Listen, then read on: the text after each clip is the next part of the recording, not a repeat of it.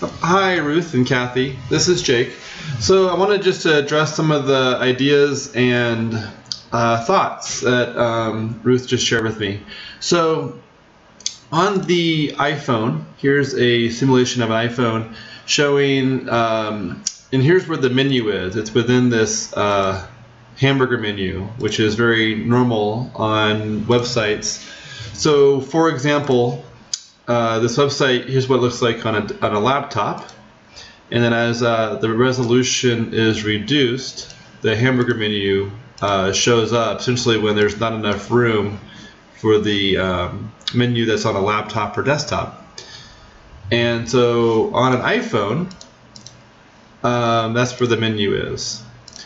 And also on the smaller resolution devices, eventually the slideshow falls off when it gets too small. So the slideshow stays on for several resolutions, but then essentially it falls off right about here. And then from that point forward, it's essentially showing the other content. However, that doesn't have to be the case, but the best way to keep the slideshow would be for us to use a newer layout. And for us to sort of rebuild the site using some newer technology. Here's an example of a full screen layout, essentially using the space all the way to the edge. And as I make this one smaller, you'll see that the slideshow continues on even at the smaller resolutions. However, the text is not part of the image, it's on top of the image, which allows us to resize the image and keeping the text at a very readable size without having to shrink that text that's on top. Whereas this one right here, actually the text is part of the image, and we'd have to build a different kind of slideshow to make it work in that way. Because this one, essentially, the text is literally the text is literally inside this image. Like that is sharing the truth as part of that JPEG. Okay.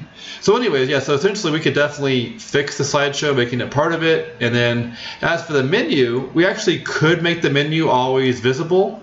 But right now we currently have 9 menu items. If we could get this down to about 4, we could probably keep it always visible. But that we'd have to essentially go from 9 to 4. Because that would reduce it quite a bit. So as an example of one that's got a lot less menu items. So here we have 1, 2, 3, 4, 5, and this one is the home page. And so if I scroll down, we actually have room for all 5. 5 single word menu items on this one, even if we get all the way down. However, for sites that have more, we essentially need more space. And so that's when we end up using a collapsible menu. In this case, this one says menu, and you click on it and it opens up. On the ILS site, we click on the hamburger menu and it pops out. Just as an example, like if I go to, let's say, Disney's website, Disney.com. So the hamburger menu is extremely normal. So like here, no hamburger menu. Down here, now we've got one, and it pops out. So probably about 8-9 years ago, I benchmarked Disney's menu for their pop-out methodology. And actually, it's like that's still a pretty relevant connection to how ours looks. So as you can see, we got a similar feel to the Disney hamburger menu. So anyways, it's a very normal. Hamburger menus are the most common looking menu icon that will open and close to let someone navigate a site. As long as someone has lots of things in their menu. In which case, if they have only a few, then they don't need this. But anyways, okay, the last note I wanted to share was about the YouTube video. So this has got my face along with the name of the video here, which is a video we did as part of a promotional videography project at ATI several years ago where we made several videos. So we could essentially replace my face with an ILS icon, but we would need to upload this video to a ILS YouTube account, which is something we could do. But I don't know if ILS has a YouTube account as of yet. If they don't, we could probably work on making one. And let's see.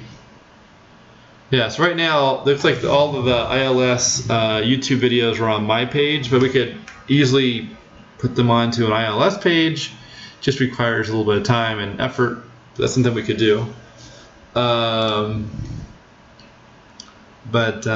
Anyways, that's pretty much it. Let me know what your thoughts are, and I will look forward to hearing from you.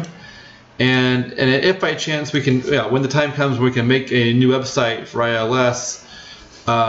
If we made it soon, it would probably end up following in the footsteps of this layout here, and in which case it would be quite nice to incorporate, even the menu, the navigation for the slideshow.